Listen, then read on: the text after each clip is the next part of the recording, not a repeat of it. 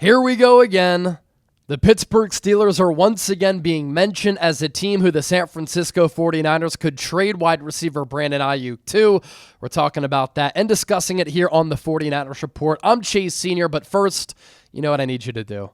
I love talking Niners every single day here on the channel, and we talk Niners every day year-round. So hit that subscribe button so that you can stay in the know all day, every day, year-round with everything that's going down with San Francisco. So why is a Brandon Aiyuk trade to the Pittsburgh Steelers coming to the forefront once again? Well, this morning, some big news across the National Football League. The Steelers, in a blockbuster trade, sent wide receiver Goerge Pickens to the Dallas Cowboys. Pickens is going into the final year of his deal. He's a really special and dynamic player who's still only 24 years old. A wonderful blend of size, physicality, athleticism, and speed, but he's a little bit of a malcontent, and he's been a head case. There were character concerns for him coming out of Georgia, and in the pre-draft process, I remember there being a lot of whispers about that. He was also coming off a torn ACL, and so he slid a little bit in the NFL draft that year, falls to the Steelers, but even with bad quarterback play, he's put up some really impressive numbers. In 2 of 3 years, he's come close to surpassing 1,000 yards receiving, and then in 2023, he went over that threshold. And again, that's with some bad to mediocre quarterback play. And so the Steelers are trading away Pickens instead of pairing him with DK Metcalf. I know the Steelers think in a very old school way. I would have kept Pickens and Metcalf. I know it's a lot to deal with their respective personalities, but shoot, you traded for DK. You knew what you were getting. Pickens has been in the building. You know what he's about. Right now, Mason Rudolph is your starting quarterback. It's not a guarantee that Aaron Rodgers is going to go there. So Pickens is in the final year of his deal. Ride it out. See what they can be as a wide receiver tandem in 2025 and perhaps beyond. And whoever your quarterback is, help him out with DK Metcalf, Goerge Pickens, Pat Freiermuth, an improved offensive line, one of the top defenses in football. But the Steelers, who kind of operate in an archaic sense, and Mike Tomlin hasn't won a playoff game in damn near a decade, they trade Pickens away, which is also pretty telling. They've had him in the building, and Mike Tomlin has given a long leash and a leeway to a lot of players as the ultimate players coach. He's dealt with Le'Veon Bell. He's dealt with Antonio Brown and others. And so for me, for them to only get back a third-round pick and a late rounder in next year's draft, it's pretty telling. The Steelers were like, we want to give him away. We'll take a third-rounder. We don't want him in the building. We want no parts of him. And we're damn for sure not going to give him a contract extension. As far as the Dallas Cowboys go, they've needed a wide receiver too for a while. Their wide receiver depth behind CeeDee Lamb has been really lackluster. I think it's become clear that Dak Prescott needs some better weapons around him. He's not a quarterback who's going to be able to carry the franchise. The Cowboys have been at their best when, number one, they haven't had to pay Dak a lot of money. Number two, when they've been able to rely on an elite offensive line, great running game. That was the case with Zeke and that great offensive line when Dak was on his rookie deal. Some good weapons and a good defense. So now they needed another weapon. They're going to take a chance on Goerge Pickens. It could go really well.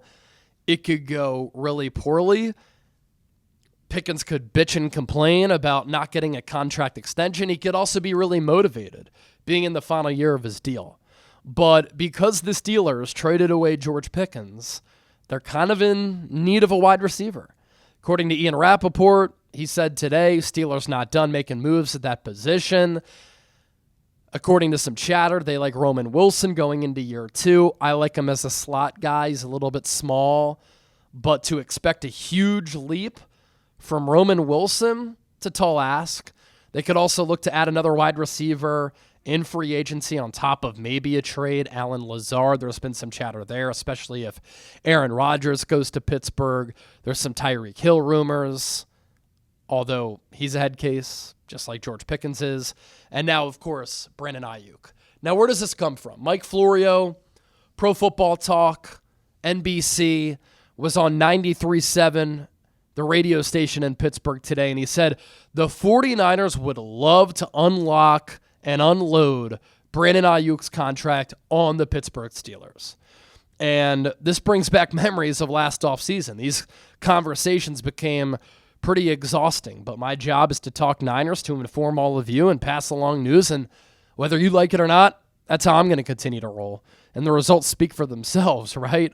And I appreciate everybody who continues to tune into the show. But the Steelers last year, they loved Aiyuk. They were hot and heavy on either Aiyuk or Debo, looking to trade for a Niners wide receiver. That, of course, was when the markets for Aiyuk and Debo were a lot better. But they could still look to maybe trade for Aiyuk, I guess. BA loves Mike Tomlin. Tweeted at him a couple of times. Of course, Aiyuk ended up signing with the Niners. I think the Steelers' offer was a little bit low, under $30 million per year.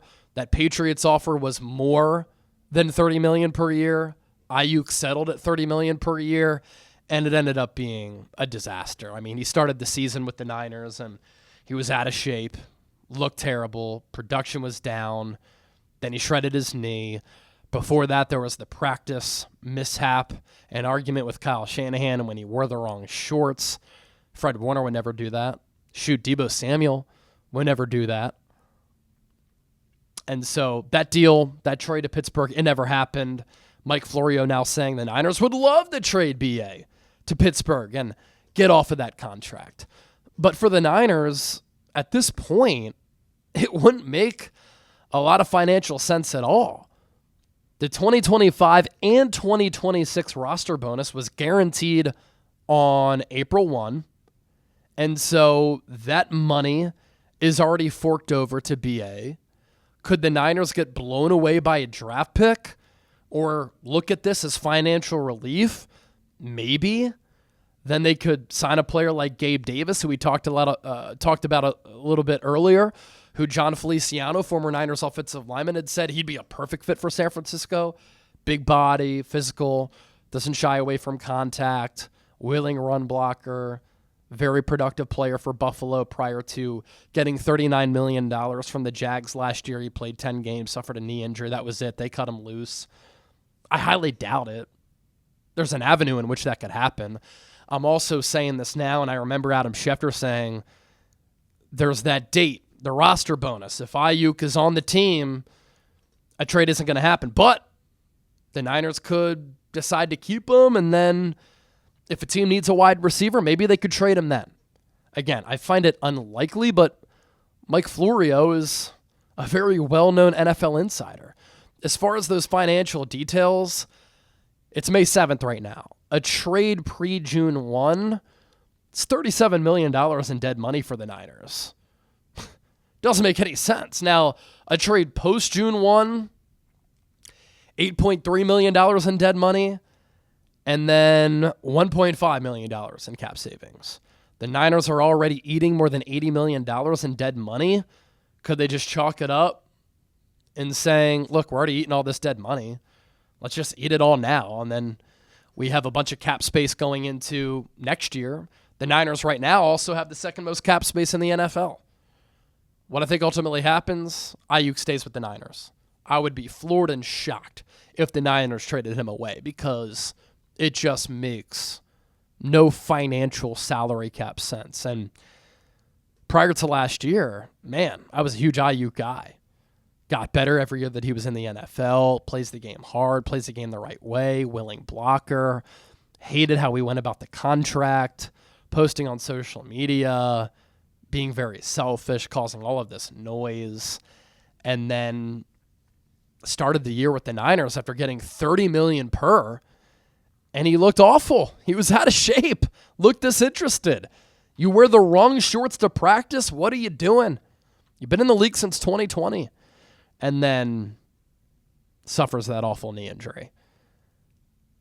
Hopefully he can get back to being that all-pro type of player who he was in 2023. The Niners all went golfing. What was that, last week? There was a photo of Aiyuk with a leg sleeve, but you saw a lot of quad definition in that right leg. I thought that was impressive. That was a good takeaway. It means that there's a lot of strength there. Sometimes when you get surgery or you injure a leg, it just gets so skinny and tiny. It atrophies because you're not putting any weight and you're not able to build or sustain any muscle on that leg. I got ankle surgery, what was this, all the way back in 2012, and I was in a cast and non-weight bearing for almost 2 months, and I was at Temple University at the time. I had to ride a scooter around because I couldn't get around on campus on crutches. It wasn't realistic. And when I got off crutches and I got the cast off, I'm thinking, I'm going to be able to walk. I had to learn how to walk again. It's crazy. And a lot of you have seen my lower half. Pause. I'm kind of built as far as my legs.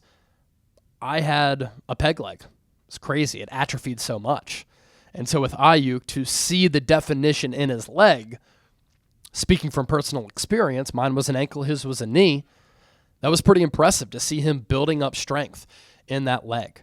And so hopefully that's a good sign for when he can come back for San Francisco this upcoming season. So Mike Florio saying, Niners, they'd love to get rid of that Aiyuk contract. Man, they've regretted that so quickly. From the player who he was and developed into to what has happened less than a year after signing that deal. But again, hopefully he can rebound here in 2024. Thanks to everybody for tuning in. Wanted to hop on the mic, do another show here on the Niners Report. Don't forget to hit that sub button. Going live on Thursday. We'll go live around 5:30 p.m. Eastern, 2:30 p.m. Pacific. So we'll see you then. Peace.